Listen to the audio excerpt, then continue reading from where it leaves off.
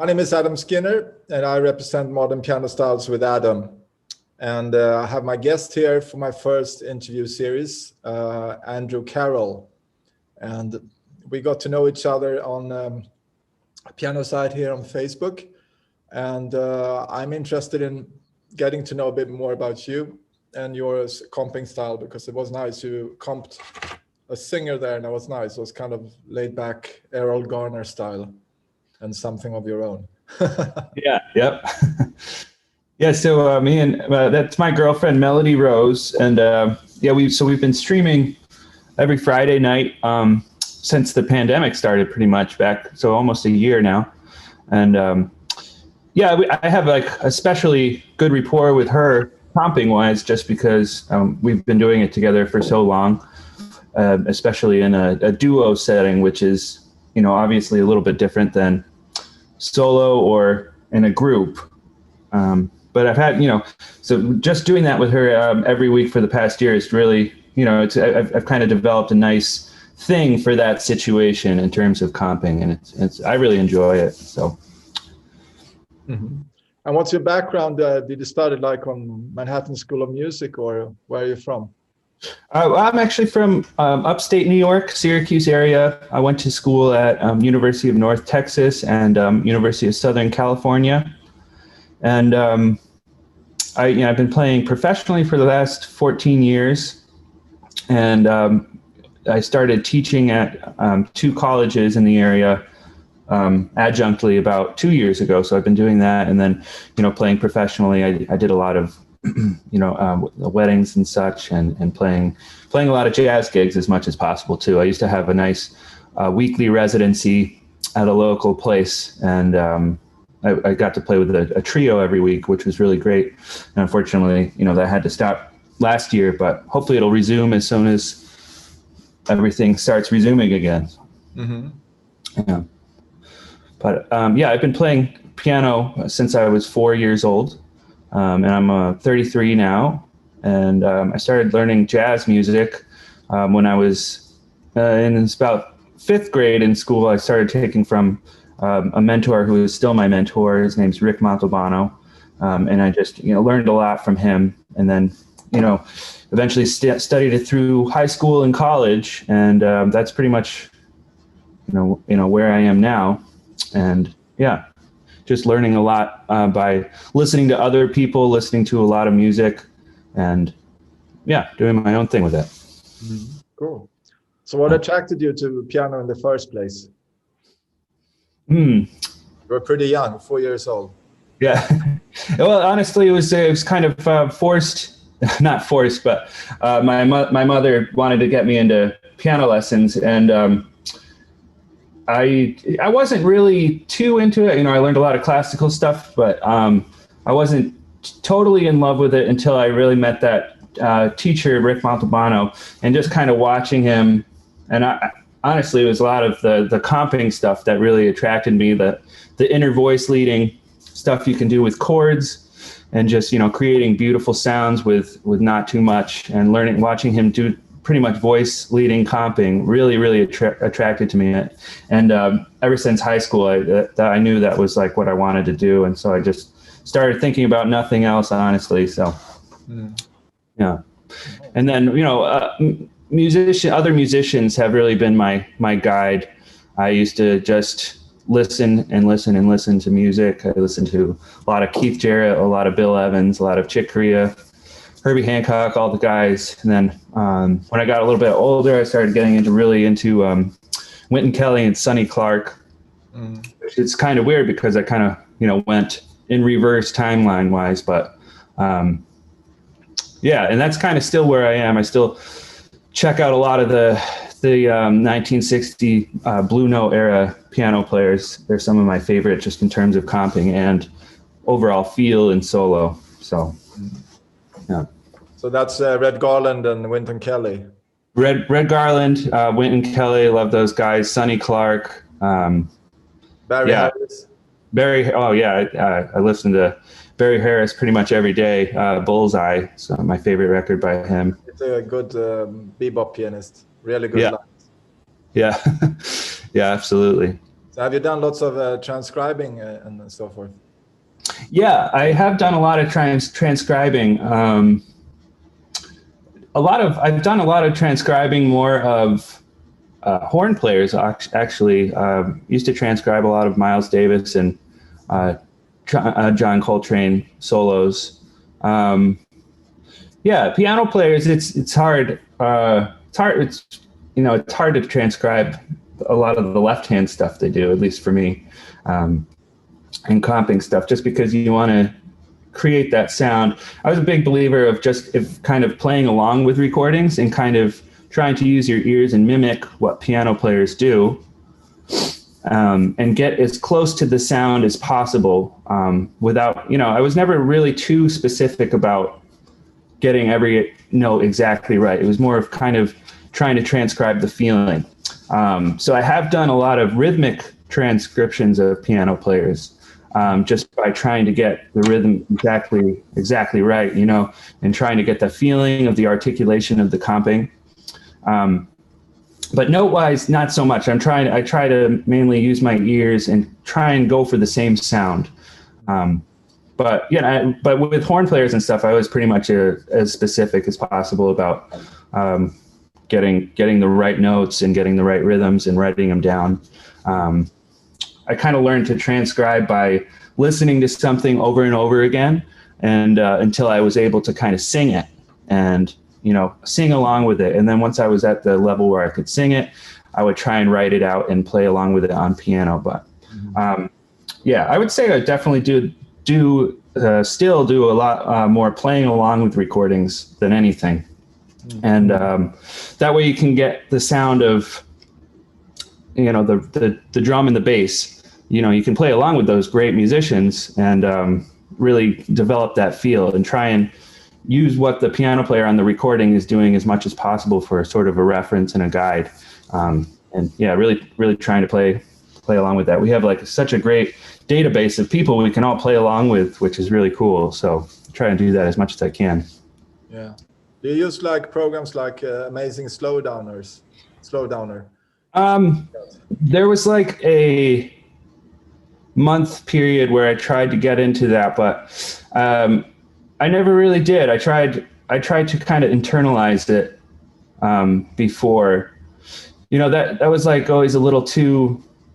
It was like always trying to be a little too precise for me. There was a couple of like Michael Brecker solos. I really tried to slow down and get everything, but again, like I've kind of been more of a believer of trying to organically listen to something and kind of sing along with it until you really get it internalized into your mind, and then try and develop on piano. But no, I never really used the Amazing Slowdowner too much.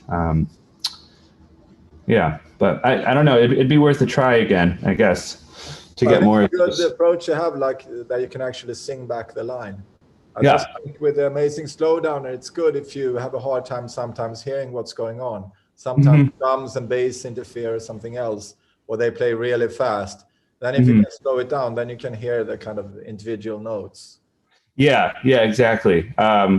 Yeah, so I guess, something that, yeah, if I'm really wanting to slow something down and hear exactly what those, fast lines are, like, I remember specifically trying to do it with like a Michael Brecker thing where he was, playing a ridiculous amount of notes.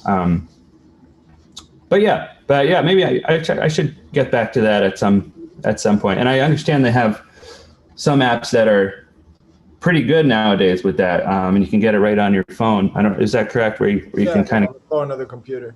Yeah. In the 90s, you would sit there. There was a special tape player, and you had to take. You took down the speed, but then everything went really like whoa. Yeah. Yeah. But that was a help, to get started with. Yeah. I think transcribing is essential. It's really good. Learn a lot from it. And also, absolutely. As you say, sometimes you have to try to get the atmosphere of the music. I do that sometimes with Latin guys and Latin American songs. I just listen and kind of imitate most of it to get the feel of it. Yeah, transcribing is essential. It's like it's learning a language, and you have to like develop the vocabulary, the jazz vocabulary, and we have so many good resources for finding that. So yeah, transcribing is absolutely, I think, essential. And then kind of, getting that vocabulary enveloped in your own sound and trying to do your own thing with them is really cool too. Yeah. Yeah. Now I'm interested in what you were playing, your comping style, because it sounded like the tradition is like, as I said, sounded kind of Errol Garner-ish. So what it would be interesting is to hear you, play some comp, maybe one of the songs you did with your girlfriend, and kind of analyze it. Yeah. I'm trying to remember what we were playing the other night, but yeah, well, I'll just take a tune, I guess, and kind of go through it, comping wise. Yeah, you can take one and play it through. Can you adjust the keyboard so you see the upper part of your keyboard? Yeah, that's better. Yeah.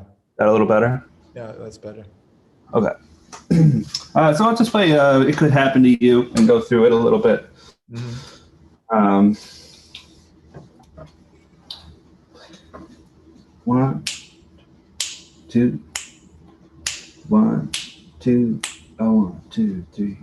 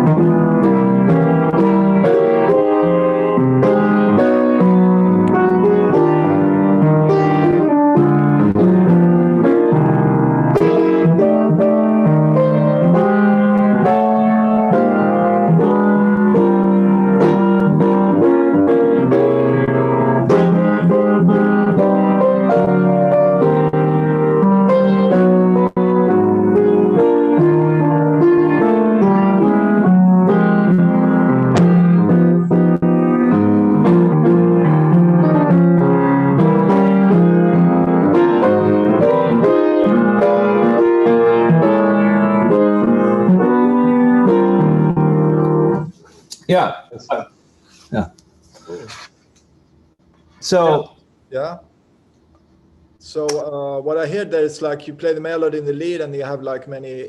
First, you play like a double lead kind of thing, George Shearing style, and then you went into more open voicing with voicings happening in the middle and stuff like that. Yeah, and obviously,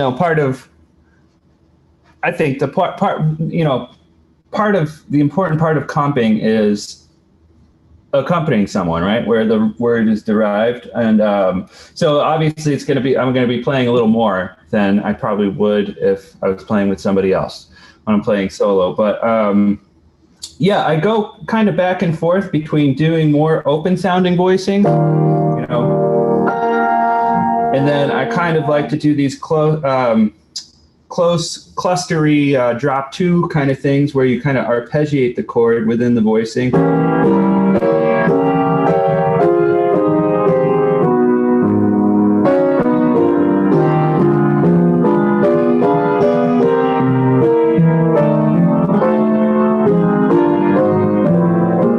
And then when I kind of approach 2/5s, I do a lot of walking up within the 2/5, like for F minor to B flat, right? So you're going to be going,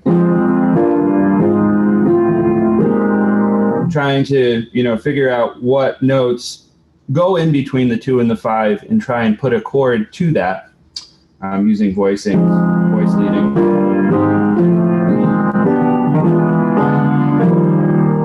half steps and tritone subs.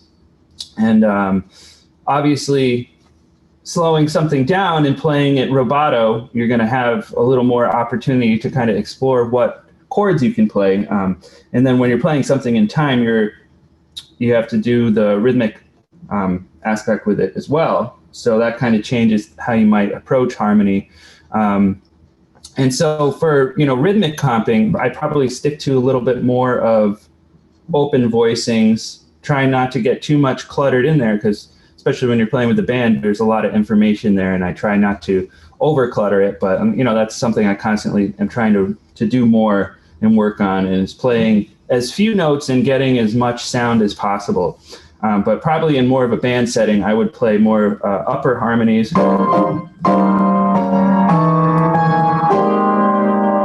And then when I'm playing duo, I probably play more lower in the registers, not as much upper stuff, especially with the singer, because they're kind of in this range. So I'm going to try and be in this range. And that's kind of my approach. But if I was playing with a bass player and a drummer, especially a bass player, I would definitely try and play more upper kind of Red Garland voicings with, the octave and then a couple notes in there. And then just try and be as rhythmic as possible and try and make the feel as swinging or, whatever style. Try and be true to that style. Could you show that, an example? Red Garland style. Yeah. So, yeah.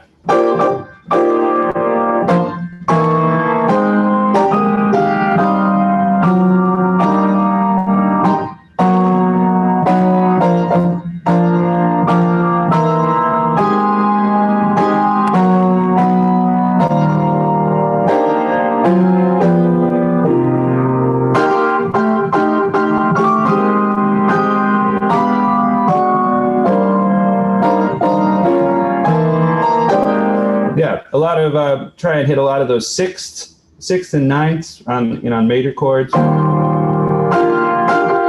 the octaves. What's that? Up in the octaves. Yeah. Yeah. Yeah, that's some tensions. And then in the left hand, you have the basic jazz voicing. Yeah, exactly. Yeah, three or four notes. Sometimes I'll play even less than that.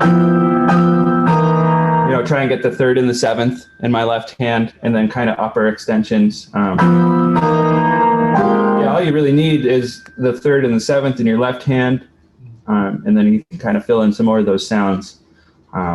What's interesting is you lay the right hand pretty high. It's like 2 octaves between the both hands to get a more punchy and bright sound. Yeah, I kind of like that. It kind of really opens up the sound if you have a lot of space between those notes. And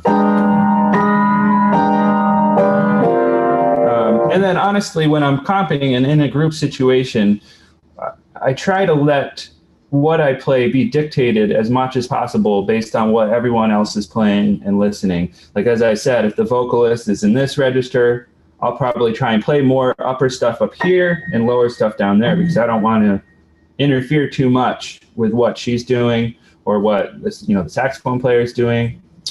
So it is kind of dictated. But yeah, I like to experiment with a lot of open sounds, really getting as much space in between the notes as possible. And I find that really kind of brightens it up a little bit. And I was interested in what you were doing before. You said when you play 2-5-1, you try to go smoothly from one voicing to another. It sounded like you went like stepwise, almost like in gospel.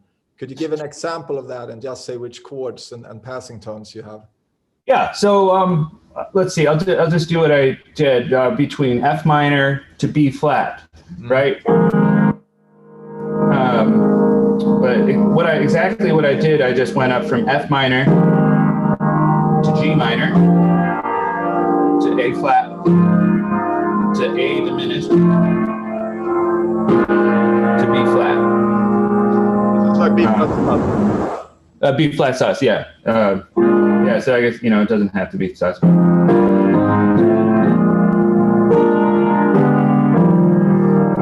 Actually, I kind of like going to sus because then you can resolve it to the the dominant. But I did a lot of my teacher that I had from a very young age was he was an organ player too. So I spent a lot of time doing bass lines, and I kind of approach a lot of that stuff from thinking like a bass player. You know, you have two notes, F and B flat, and the way a bass player thinks is, okay, so I have, you know, four notes that can go in between my 2 and the 5. And you kind of look at it linearly like that, and you say, okay, F, G, A flat, A, B flat. So you kind of fill in diatonically what works there.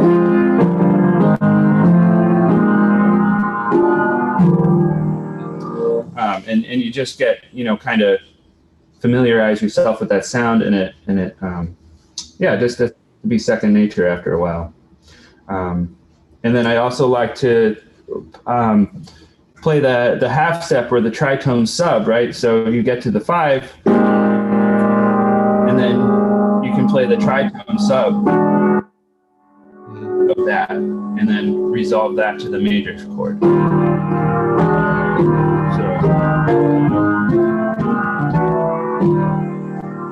And one step further than that is playing the 2 associated with that 5. So B flat, B minor, E flat. So what you're turned up B minor 7, E7, and E flat. Yeah. Okay. Yeah. And basically what that is it's, you know, I'm basing that on the B flat chord. I'm playing the tritone sub, which is the E dominant chord, right? Mm-hmm. And so I'm making that E dominant chord the 5, and then I'm associating a new 2 for that 5. So the new 2 for the E becomes B minor.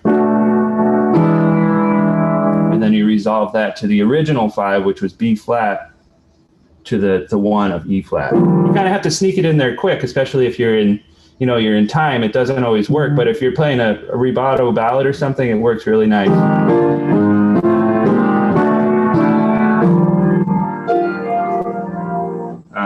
So yeah, I'm always kind of thinking about half steps and tritones, tritone subs. I don't really think of them as much as tritone subs as I do half steps anymore, but yeah, that's kind of what an analysis of what was going on there. And this works, I would guess, in a ballad setting or in a slower medium tempo, like this. Yeah, mm-hmm. Yeah, and it works great. You know, so you know, while you're playing solo or just as a duo, you know, when you're playing with a bass player, it's kind of hard to fit in a lot of those substitutions, because if you're the only one playing them and you don't, you know, tell the bass player, it's going to sound a little clashy, right? But if you're controlling the bass root and you have control of that, if you're playing in a duo setting or solo setting, you can explore harmonically like that. I think as much as you can. And I think it sounds really good. But yeah, I'd probably, you know, do it a lot less when I was playing with a bass player, for sure. So I'm interested in, why do you do like a reharmonization between the 2-5 instead of just going? Is it because you want to have more general movement as such? Yeah. Yeah. More like more color behind the singer. Exactly. Yeah, I really like exploring those you know, that walk up. Instead of just, I mean, that works definitely for you know, a medium swing or something. But if you're playing something slower and want to integrate more sounds in there, I think it gives it a really nice color. You can kind of shape the color of each individual step. And I think it has a really cool sound. You know, personally, I like that. And I kind of just like exploring all the possibilities, you know, diatonically of what's going on in those walk-up things. Mm-hmm. Yeah, it fills it out. It's really nice. I Yeah. also remembered on your the session I saw with your girlfriend is you had nice filler voicing when she had a long note, like whoa. You filled it out. Like, how do you think there? Do you just juxtapose the chord, or you said you did drop 2 voicings before to fill it out, but I think you did something else. I don't know if it was like dominant, like this. those kind of things. Cool. Yeah. Yeah, I like that. Was that kind of like a diminished thing that you were playing? Yeah, that's. I'll show the keyboard here. It's like B flat 7. It's the half roll diminished. So you can just put that. You can do that for Mr.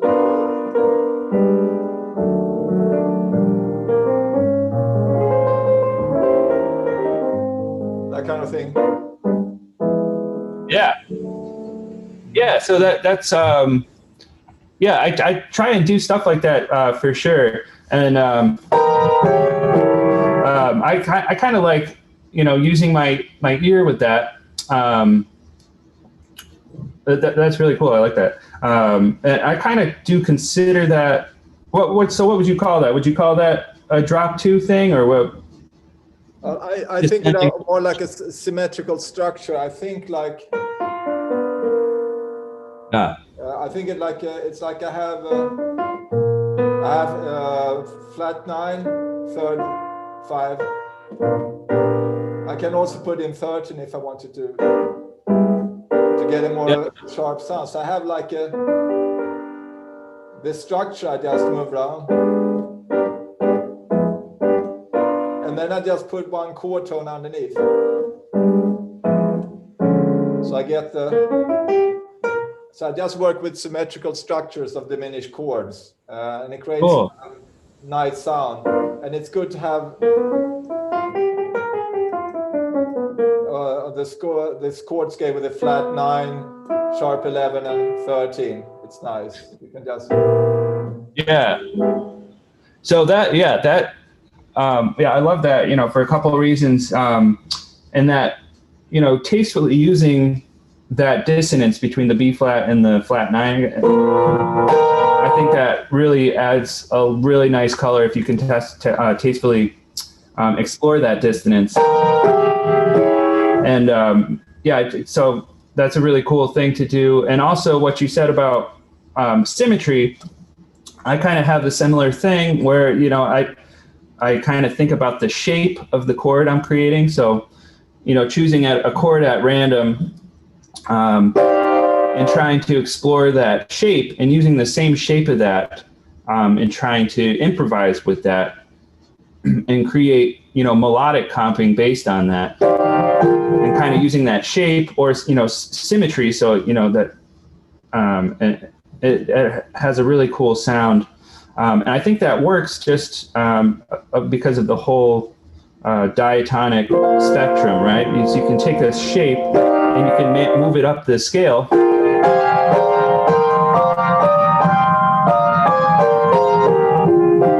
And it'll kind of have that same sound, and that's because you know, the diatonic scale. So I'll think about that a lot. Diatonic drop 2 voicing, right? Mm-hmm. Yeah, I mean, not necessarily drop 2 all the time, but just kind of improvising within the diatonic structure. Like, so if the singer is playing something that lands on a major chord, you have, so E flat major, you have all this possibility within that, the major sound. And that's kind of using the shape or the symmetry of the same open voicing like that, and then just going up the E flat major scale. You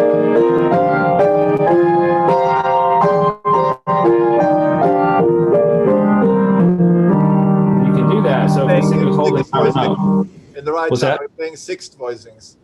That was a 6th voicing, yeah. Like this. Yeah, exactly. Okay, yeah. Mm-hmm. Yeah, so yeah, exploring that, you know, using a voicing at, you know, at random can be a voicing, it can be a diminished voicing, and try and moving that up the scale. I think that's really, really good practice for all piano players. I try and practice like that a lot. I'll take a voicing and just move it up diatonic, and you get some really cool sounds. And so when you're playing an E flat major chord, you have that, you know, vocabulary to draw from.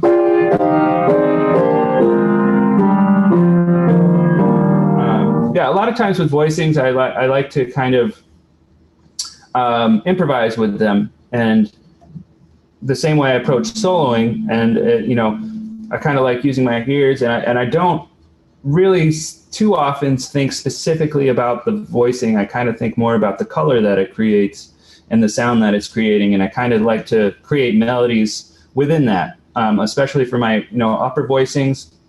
I'll like to kind of improvise with that. And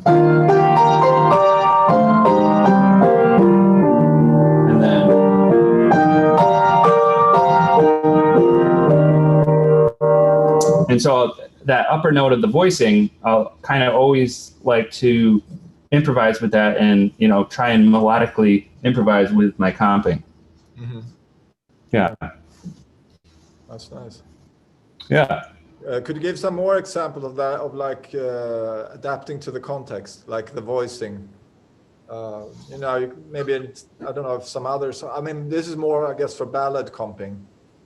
Mm-hmm. Like yeah. So let's take like Darn That Dream, I guess, or something. Yeah.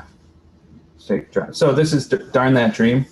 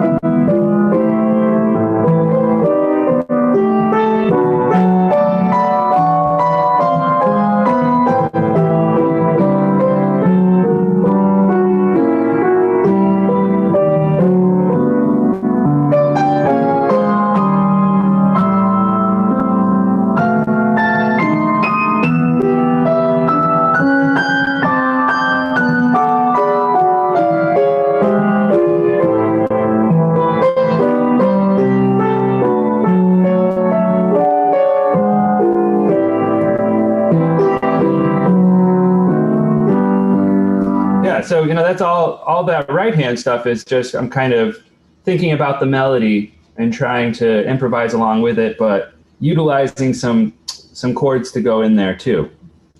Mm. It sounds more sharing voicing, kind of, not exactly, but it sounds like in the left hand you double the lead or one of the voicings in the right hand.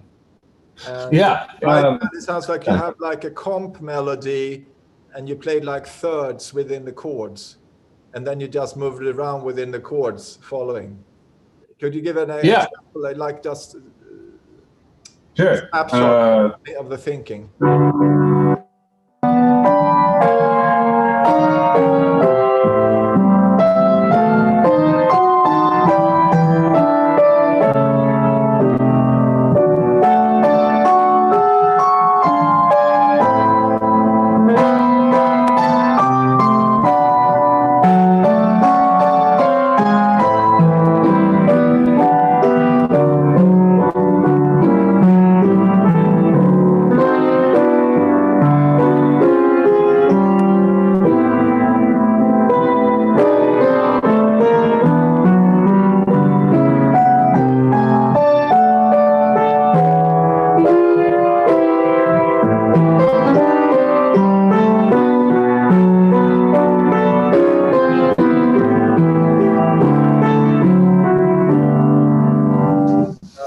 Yeah.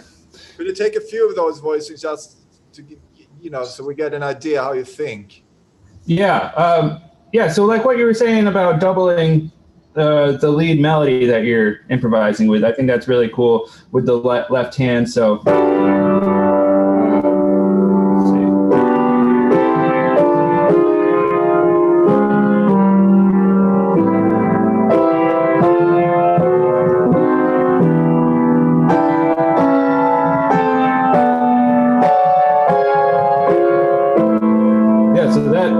Trying to do there is really just kind of double a few of those notes with the left hand. So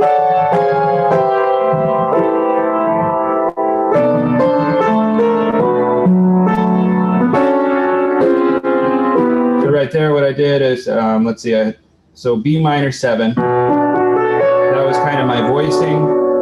that I was choosing. It was just a, your standard voicing with the ninth. And then I was doubling that ninth with my left hand. That creates a nice color going from B minor 7 to B flat minor 7 to A minor 7. So basically what I'm doing is just, doing that all, but doubling that ninth.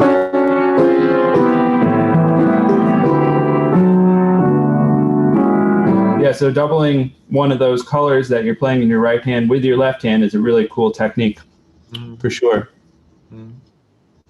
Yeah, and then it seemed like you, it sounded more like a diatonic. You were on maybe a one chord, and then you just juxtaposed chords within that and double it with the left hand. Some more like an improvised approach. Yeah, so when I landed on that major chord, I kind of went to the diminished sound, right? A major and then A diminished, or? A major, so G major. G major, and then, yeah, so it's kind of like a B flat diminished, because that was a pretty common sound. Instead of going to the sixth, 1 6 2 5, going to the 1 to the 3 diminished, or the flat 3 diminished. So you can do that in your right hand, right? And using that, what you were kind of talking about, one of those diminished cool sounds in your right hand. But yeah, and then I was doubling that A. So basically what I'm doing there is, instead of going to the minor 6, I was going to the flat 3 diminished. So you went like G major 7, that's diminished, and then do 5. Yeah. How do you double the other voice? It's A and then? Yeah, so I guess what you can do is, that sounds great. You got, and you know, and then you can go to that minor 9th sound. And then what I did there is play that half step to the 5, then another half step back to 1. To play E flat to D, D7. Yeah, I do that a lot. Is when you're going to the 5, play the half step up from the 5 before it. Yeah, I play around with A minor 7th and then E flat flat 9. Yeah, except when you're doing something like that, you have to kind of keep the quality of the A minor 7, so it would kind of be like a E flat with a sharp 5, right? To the a D6.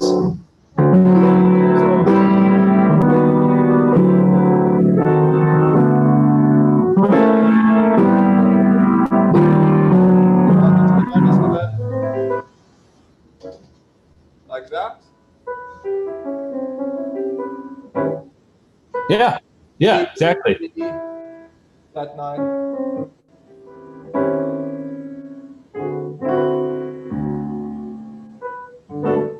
So you want to keep it like in the G major sound. Yeah, exactly. And then like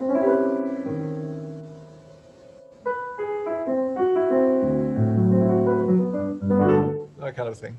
Yeah, exactly. Because that that the 9th and the A minor, that'll need to kind of still be there in the E flat chord, which becomes it's the B natural. So you kind of need to maintain that without getting too too dissonant, right? So you kind of have to tastefully draw a fine line between dissonance and not dissonant. It kind of creates that cool sound of tension and release. And I try to do that when I improvise in comp and just kind of create tensions like that, clusters. So yeah. So you wanted to stay within G majors. So you wanted to respect the B as the 3rd in the key. So you didn't go too exactly. far. Yeah. Okay, cool. Yeah.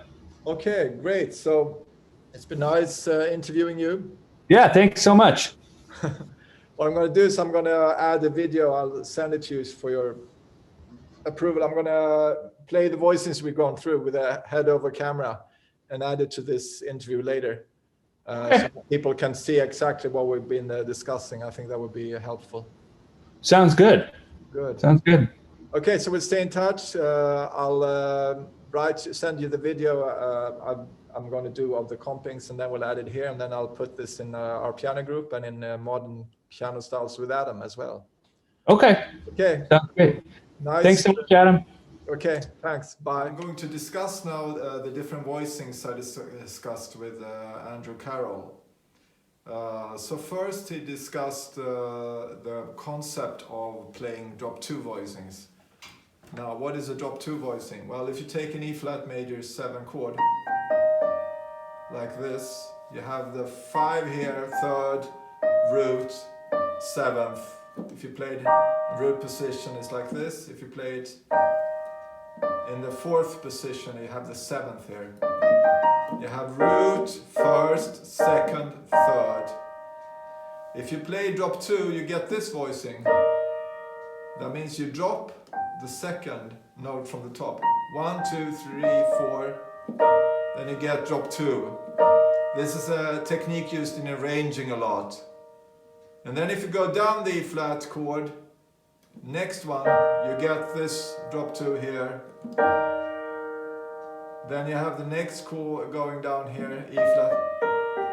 Drop the flats, major 7. It's going to sound a bit odd. Today you might want to play a 6th instead. Then the next one, major 7. So you get a more open sound. So if you play that again, it's going to be, I drop E flat. Here I drop the, I drop the G, and then I drop the E flat. And here I drop the major 7. But I play a 6, so I don't get a flat 9 voicing. So I play 6 instead. And then I play the major 7 and I drop the 5. So if you play that with an E flat bass, it's going to sound nice. It's going to be like this.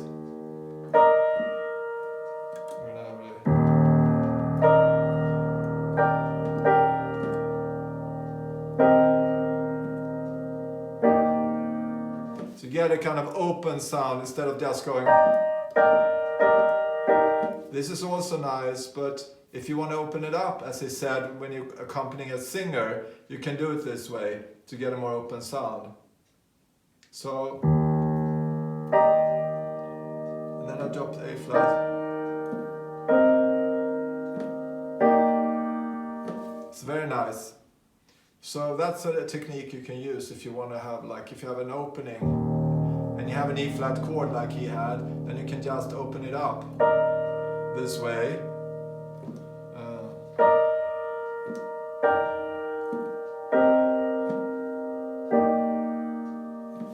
So that's nice. Yeah, and then we discussed 2-5. What is a 2-5? Well, it's a concept in jazz. So if you have an E flat major scale, the 2 chord would be the F, which is an F minor chord, going to B flat 7 to E flat major 7. So as we said, you can play like this with the singer.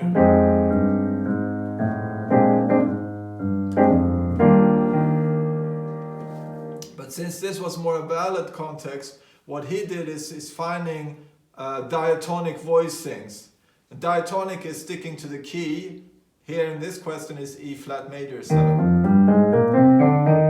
So he would check out like E flat major 7, F minor 7, and then G minor 7, and then he would play F, A flats 13, A flat major 7, and then here A is not in the key, so we play a diminished, and then going to B flat 7, and then he played a substitute 5 to E flat.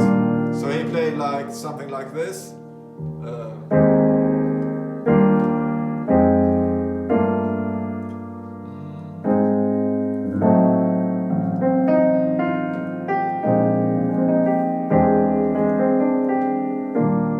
And in time I would be more like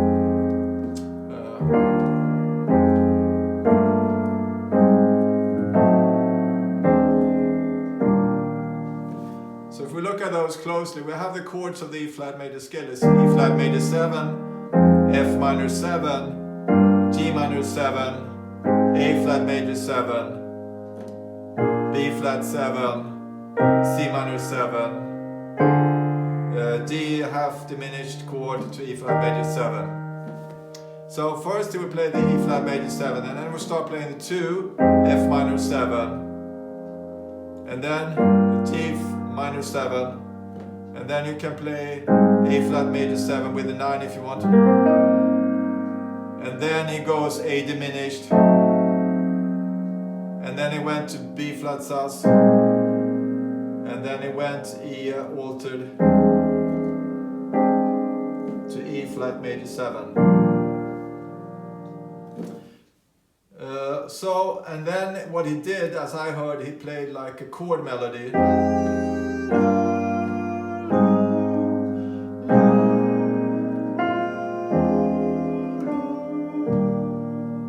So that's something you can think about in comping, to have a nice melody. Here you get contra motion.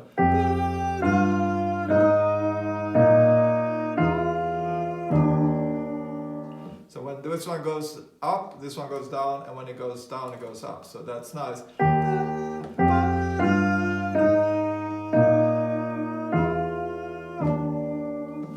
And the voicings follow this. G minor 7 with 9, G flat, G7, sorry, and then you have A flat major 7 with 9, and then you play B flat sus, which is nice. You have A flat and you stay on the chord, and it's, as Andrew said, it leaves it a bit unresolved, and then you resolve it with a substitute dominant E here, E7, E sharp 9 to E flat 9. Okay, what is a substitute dominant? If I have a dominant chord of the scale of 5, B flat 7, in this case I can play B flat 13. The 7 and the 3rd form a tritone,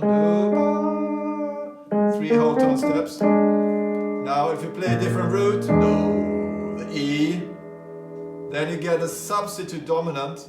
This is also a dominant chord, E7. And you can substitute this dominant because they have the same tritone. And this is a technique which has been common from the 19th century, especially with composers like Grieg. He likes it a lot. Others have used it too, Chopin, Franz Liszt, and so forth. And it's been assimilated to jazz, and it's very common in bossa songs, where instead of playing the dominant 7, you would play the substitute 7. So the bossa would often play like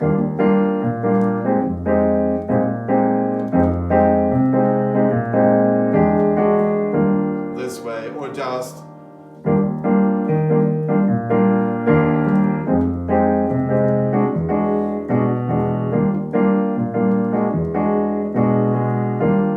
you have that opening Girl from Ipanema.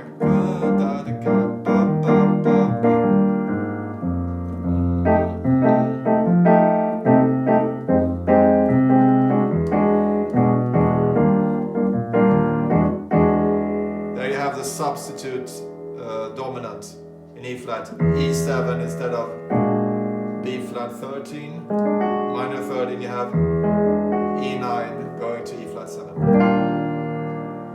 Yeah, so that's a nice way of thinking. He goes stepwise.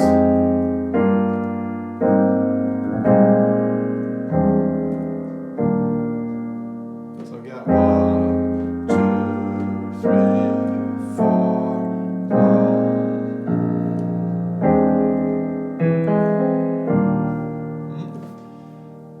That's a nice way of comping. And then we went on to discuss, I exemplified symmetrical voicing techniques. So if you have a B flat 7, you can use this scale.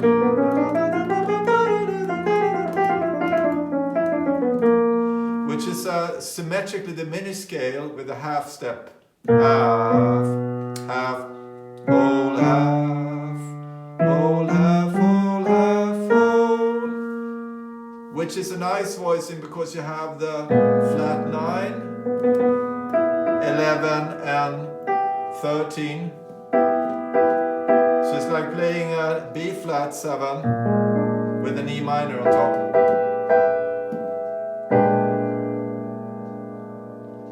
You can also play an E major triad on top of it, which is nice. So if you want to experiment with these voicings, you can play like this sound if you want to. And then you go up.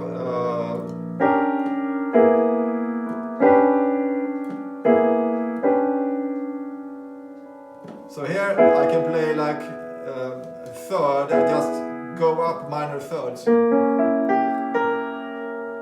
Because this chord is based on minor thirds.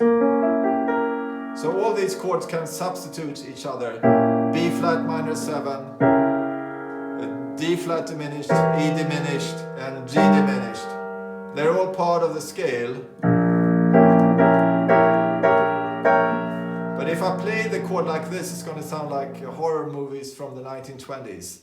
So to make it more jazzy and modern, I use chords from the scale. And what I first played was this. Pretty simple. I just go the diminished scale. I play basically, think of it as a B flat 7. I play a flat 9, 3, 5, and the root. And then I go like minor thirds. And then here. Which is nice. If you want to go a bit more out, you can play here the G. And you play in the chord there flat 9 and 13.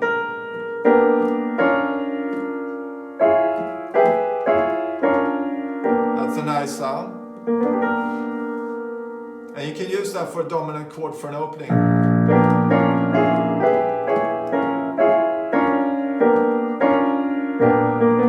Add the flats, substitute dominant, and then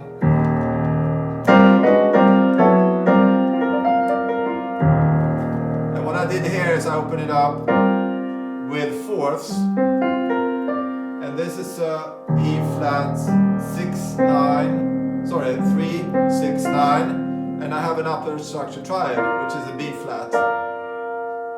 An upper structure triad you can derive from a major scale. You take all the chords,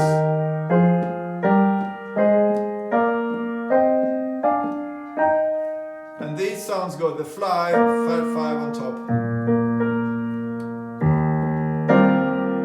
And then I just went chromatically.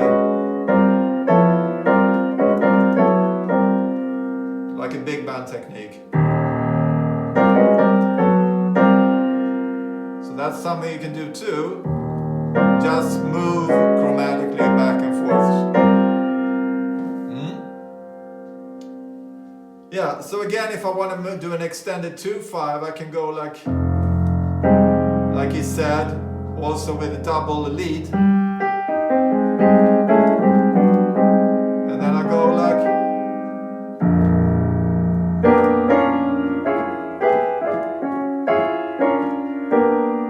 and then I do if I want to do an altered.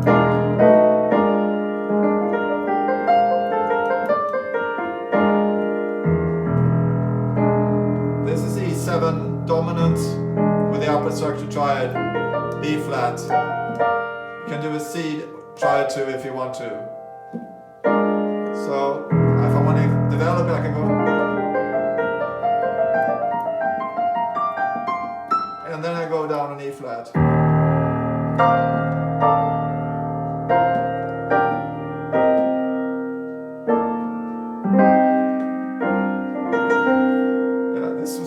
More improvised, but you can do a drop 2 then, as we said before.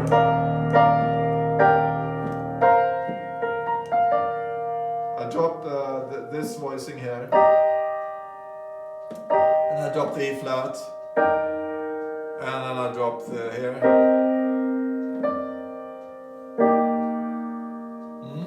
So then you get nice voicing. So again, I can do F minor 7 with the 9 double, go up chromatically, and then I go B flat as we did before.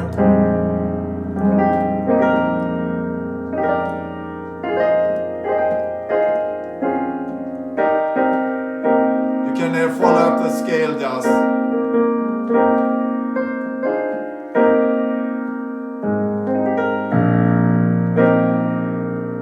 Just play the B flat sus, and then you dissolve it as I did, symmetrically diminished, and then you go to E flat 7, or I play the altered before.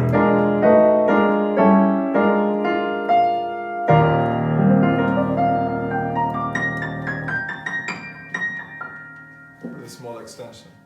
So that's how you can embellish a harmony, make it interesting.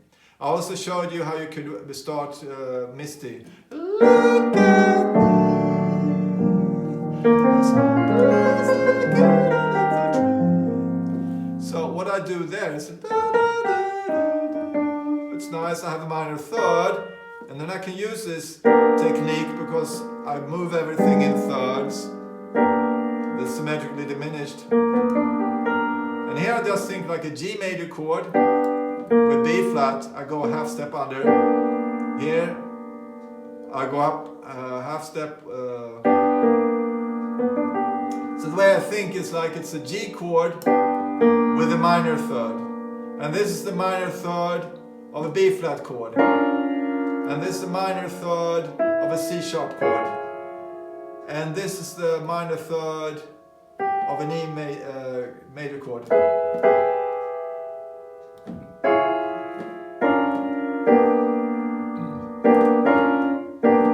I think G, B flat, C sharp or D flat, and then E.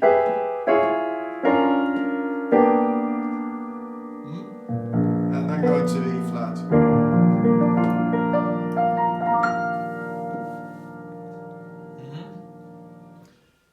Yeah, and then towards the end it spoke more about being more free when you play the chords using double leads. So he was a lot in E flat, so he could go like.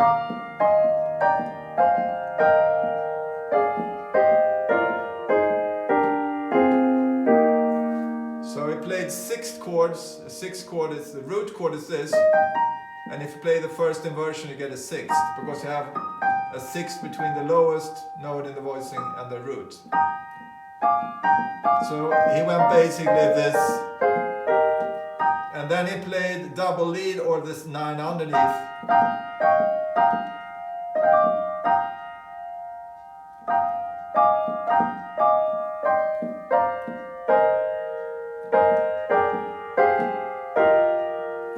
Is one way of doing it. Another way he showed me was like he played the B9 here.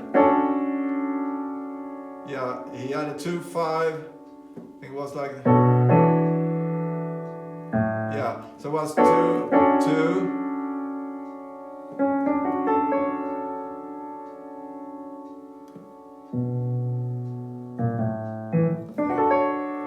Yeah, B this way. Yeah, what was in G major?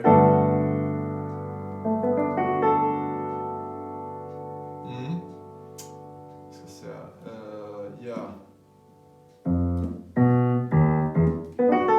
First it was, and then it was G major, and yeah.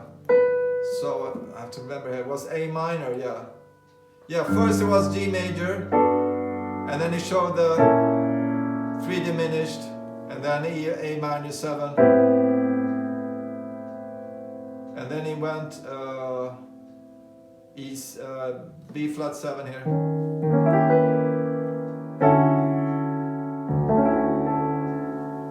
or D7. Yeah, now I remember it, and then G. Okay, so he went A minor 7. It went 2, 2, and then it went 3 minor 7.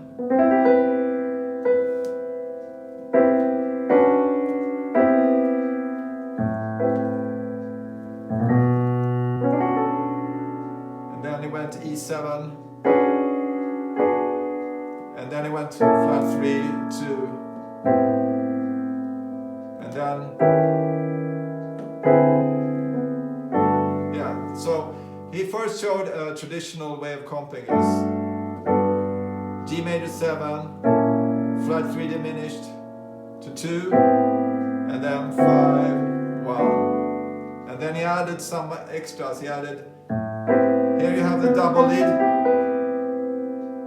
and then he went to, this is the kind of voicing we had before, symmetrically diminished.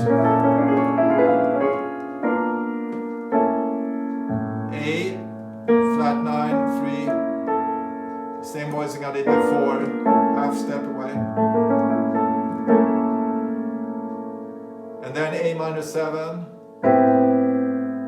and then he added a substitute dominant of the dominant in the key. And then he has the +5 here in the E flat chord to respect the key. D7 to G. So again it was G, flat diminished, 2, substitute dominant of the 5 chord to G. On the after the substitute you can do a sus if you want to do, and it again go sub 5 to 1. Then it will be 1, flat 3, 9, substitute of 5, 5 sus, substitute 5 to 1.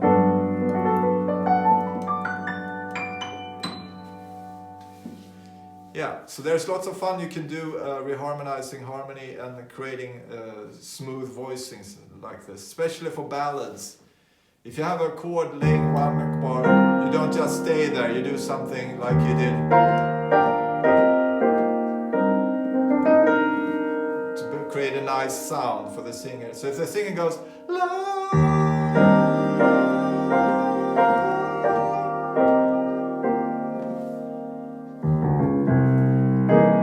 and you move around the chords,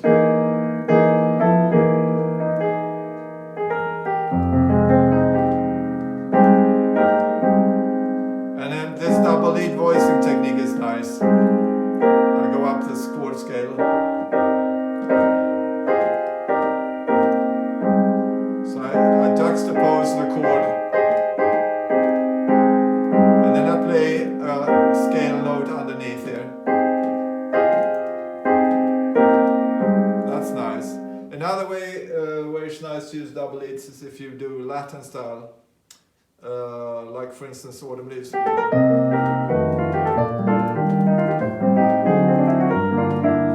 when if you comp this, you can go like.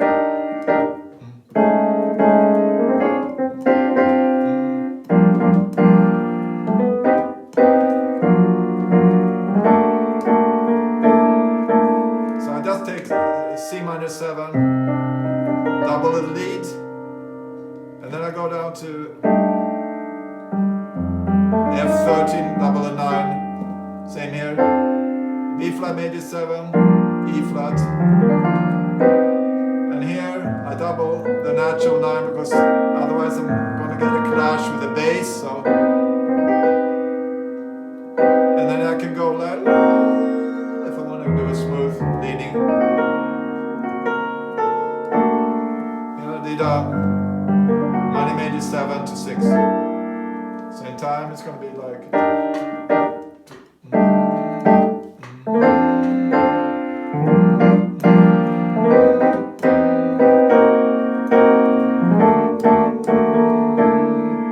And then the B section.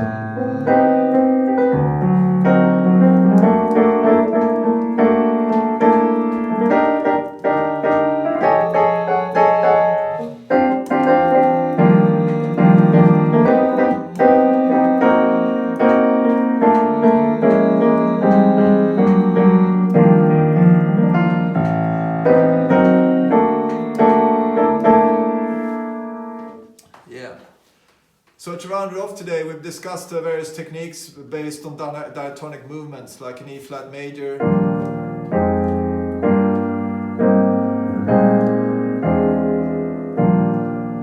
to create a nice comping moving line behind the singer.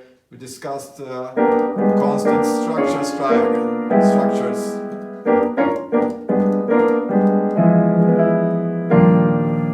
We discussed substitute dominance. So in E-flat major, the substitute dominant is an E7 because it has the same tritone as a B-flat going here. Creates a nice sound. We discussed double lead technique to create interesting voicings. And I exemplified in the end, like Autumn Leaves.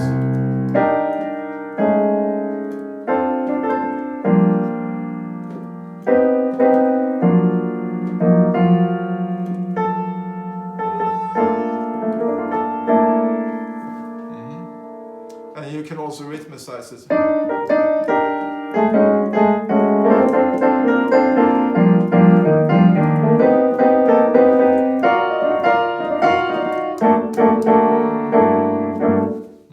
And the next step, you can also try to do tombos with them. With a double lead.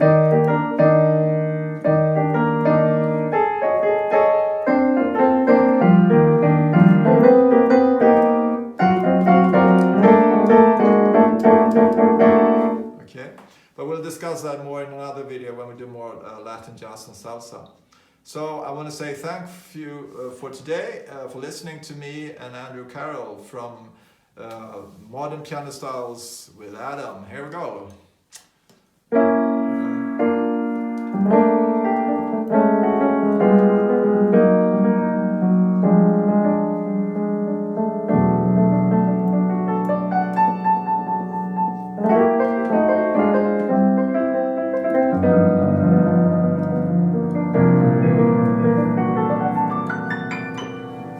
Different reharm there.